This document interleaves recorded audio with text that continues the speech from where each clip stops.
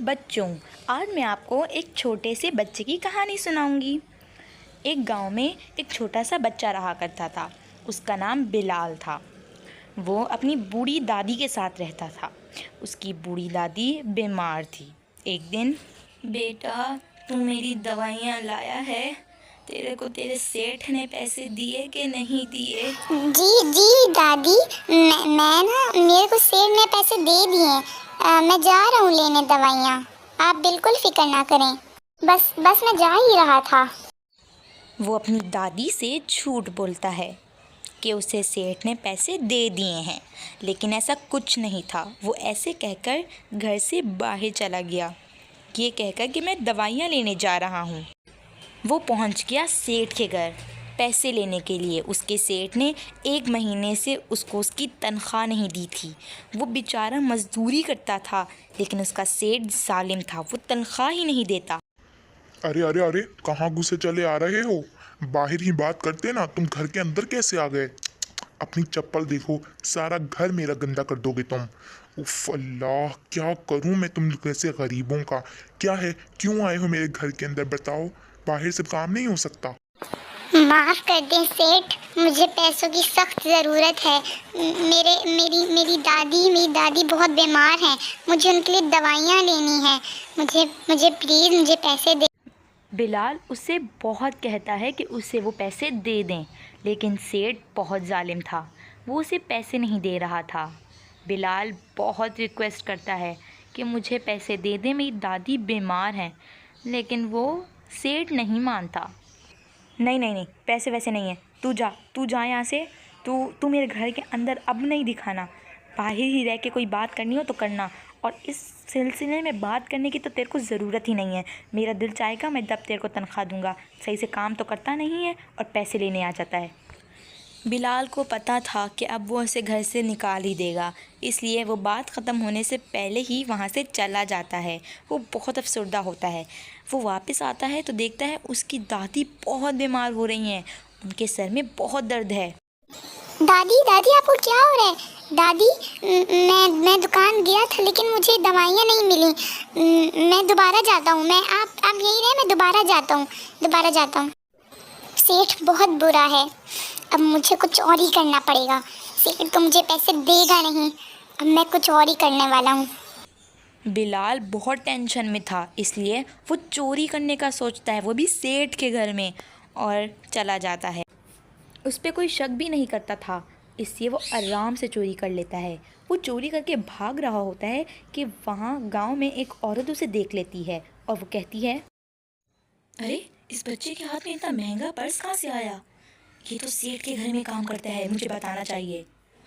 वो औरत सेठ के घर में जो नौकरानी काम करती है उसे कॉल करती है और उसे कहती है, रीना, सेठ के घर से वो जो बच्चा है ना, वो चोरी करके भाग रहा है। क्या नाम है उसका? बिलाल। उसके हाथ में बहुत महंगा पर्स है और वो सेठ का ही हो सकता है। तुम सेठ को जल्दी से बता दो। अरे ये कैसे हो सकता है? मैं अभी सेठ को बता देती हूँ। ये बच्चा पहले से ही पैसे मांग रहा था सेठ से। सेठ भी तो पैसा नहीं देते हैं, इसलिए कहीं उसने चोरी तो नहीं कर ली। बेचारा बच्चा। मैं अभी सेठ को बता देती हूँ। सेठ ये सुन के बहुत गुस्सा हो जाता है और वो बिना सोचे समझे पुलिस को कॉल कर देता है। वो ये भी नहीं सोचता कि अगर एक दफ़ा पुलिस आ गई तो वो भी नहीं बचेगा, क्योंकि वो अपने नौकरों को तनख्वाह नहीं देता है। पुलिस पुलिस जल्दी आ जाइए, मेरे घर पे चोरी हो गई है। मेरे ही नौकर ने मेरे घर पे चोरी कर ली है। मेरा बैग उसने चुरा लिया है। आप जल्दी आ जाइए, उसे पकड़ लीजिए, यहाँ से ले जाइए। पहले ही मुझे उस पर बहुत गुस्सा आ रहा है। जल्दी आ जाइए। और वो अपने घर के सामने पुलिस का वेट करता है और पुलिस आ जाती। अरे सेठ, तुम्हारा घर तो बड़ा प्यारा है। गांव में बड़े घर बहुत मुश्किल से मिलते हैं। खैर, तुम्हें क्यों बुलाया? घर को छोड़िए, उस बच्चे को पकड़िए। मैंने अपना बंदा भेजा है वहाँ पर उस बच्चे को पकड़ने के लिए, उसके घर पर। वो बच्चा पकड़ा जाएगा, आप उसे ले जाइएगा। सेठ, वो बच्चा है तो उसे माफ कर देते। बच्चा है, उसे पुलिस स्टेशन कहाँ लेके जाऊंगा मैं? रहने देते। नहीं नहीं, उसे नहीं रहने देने। उसने पहले ही बहुत सारी चोरियां की हैं। तब माफ़ कर दिया था मैंने, लेकिन अब इसे आप लेके जाएं। मैं इसे अपने गांव में नहीं रख सकता।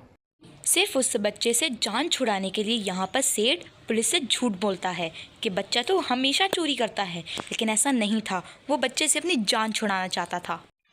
वो अभी बात ही कर रहे थे कि सेठ का आदमी बच्चे को ले आया। बेटा, आपका नाम क्या है और आपने चोरी क्यों की है और सामान कहाँ है चोरी का? बेटा, आप मुझे बता सकते हैं, बताइए कि कहाँ है चोरी का सामान और ऐसी क्या मजबूरी थी कि आपने चोरी कर ली, बताओ। अंकल, मैंने नहीं जाना पुलिस स्टेशन। अंकल मैंने ना ये ना सेठ ना मुझे मेरी तनख्वाह नहीं देते। मेरी दादी बहुत बीमार है, मैंने सिर्फ इसलिए चोरी की। तनख्वाह नहीं देते? क्या मतलब है? आप मुझे सही सही बताओ। तनख्वाह, आपको सेठ तनख्वाह नहीं देते? आपकी दादी को क्या हुआ है? मुझे सारी बात आराम से बताओ, कोई जल्दी नहीं है। मैं आपको सुनने के लिए आया हूँ, आप बताओ। जी, मुझे पुलिस स्टेशन नहीं लेके जाएं। मेरी दादी बहुत बीमार है, उनकी दवाई के लिए मैंने सेठ से बहुत पैसे मांगे, अपनी तनख्वाह मांगी, लेकिन सेठ 1 महीने से मेरी तनख्वाह नहीं दे रहे। मैं तो मजदूरी करके तनख्वाह कमाता हूँ, वो भी नहीं देते। बच्चा मतलब बिलाल अभी पुलिस वाले को सारी बात बता ही रहा होता है कि अचानक सेठ को कुछ होने लग जाता है, क्योंकि यहाँ पर उसकी पोल जो खुल रही थी। बच्चा बता जो रहा था कि सेठ उसे पैसे नहीं देता। अब सेठ अपनी सोचों में गुम हो गया और सोचने लगा। अरे अरे अरे, नहीं नहीं, ये क्या हो गया? ये तो मैंने सोचा ही नहीं कि बच्चे ने अगर सच बता दिया तो मेरा क्या होगा। अब तो मुझे बात घुमानी पड़ेगी। ओह, अरे अरे, आप ठीक कह रहे थे। मुझे माफ़ कर देना चाहिए था, बच्चा तो है। ऐसे ही मैंने गुस्सा कर दिया। आप चले जाएं, आप इसको नहीं लेके जाएं। मैं इसको समझा लूँगा, भी ये चोरी नहीं करेगा। आप जाएं। पुलिस वाला बहुत होशियार था, वो सब कुछ समझ गया और अपनी बंदूक निकालते हुए सेठ से बोला। अच्छा, चला जाऊं? और ये जो बच्चा कह रहा है उसका क्या? तुम इसे तनख्वाह नहीं देते? तुम मेरे साथ चलो, तुम्हें शर्म नहीं आती? एक तो बच्चा मजदूरी करता है और फिर तुम उसके पैसे खा जाते हो। अरे अरे नहीं, ऐसी बात नहीं है। मैं बच्चे को पैसे देने ही वाला था, लेकिन वो थोड़ी थोड़ी देने ही वाला था बस। मैं तो चुप रहो, मुझे सब पता चल गया है। इतने बेवकूफ हो तुम कि तुमने खुद ही पुलिस को बुला लिया अपनी सजा पर। बच्चे को तुमने इतना मजबूर कर दिया कि वो चोरी कर रहा है। ये सिर्फ तुम्हारी वजह से हुआ है कि उसने चोरी की है। अगर तुम उसे उसकी तनख्वाह देते तो वो कभी चोरी नहीं करता। तुम जैसे सेठ ऐसे ही होते हैं। तुम्हें बताता हूँ, रुक जाओ। ये सुनने के बाद सेठ डर गया और भागने लगा, लेकिन पुलिस ने पीछे से उसको बोला। रुक जाओ, भागने की जरूरत नहीं है, मेरे पास बंदूक है, मैं बंदूक चला दूंगा। वापस आओ, जल्दी वापस आओ। ये सुनकर सेठ वापस आ गया और घुटनों पे गिर गया। अब तुम चाहे जो भी करो, तुम्हें तो मेरे साथ पुलिस स्टेशन जाना ही पड़ेगा। तुम्हें सजा तो हो ही गई। बस बेटा, ये क्या हरकत थी? अगर तुम्हारे पास जब भी कोई मुसीबत आएगी तो तुम चोरी करोगे। बेटा, जब कोई मुसीबत आए तो चोरी नहीं करते, बल्कि उसका सामना करते हैं। हमेशा मेहनत करते हैं, मेहनत करके पैसे कमाते हैं। और इस जैसे सेठ अगर पैसे ना दें तो भी हम मेहनत करेंगे। जी अंकल, मेरी दादी बीमार थी, मैं क्या करता?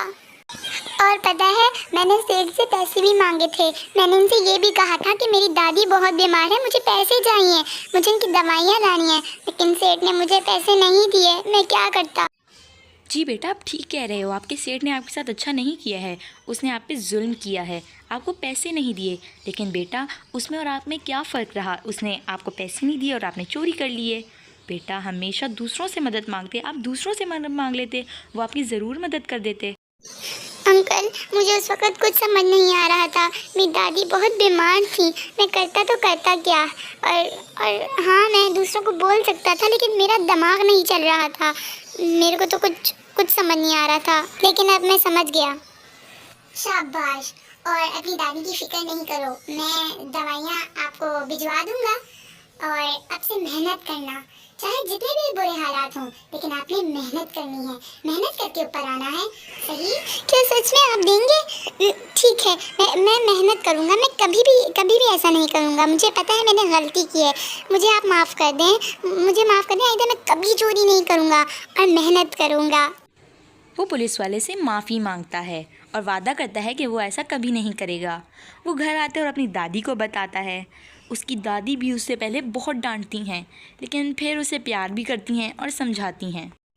बेटा, तुमने मुझसे झूठ क्यों बोला? आइंदा मुझसे कभी झूठ नहीं बोलना। तुम्हें सेठ पैसे नहीं देता, तुमने मुझे क्यों नहीं बताया? जी दादी, पुलिस वाले अंकल ने मुझे सब बताया और मैंने उनसे माफ़ी मांगी। उन्होंने मुझे बहुत अच्छा समझाया। लेकिन एक मिनट, आप खड़ी कैसे हो गई? क्या आप ठीक हो गई हैं?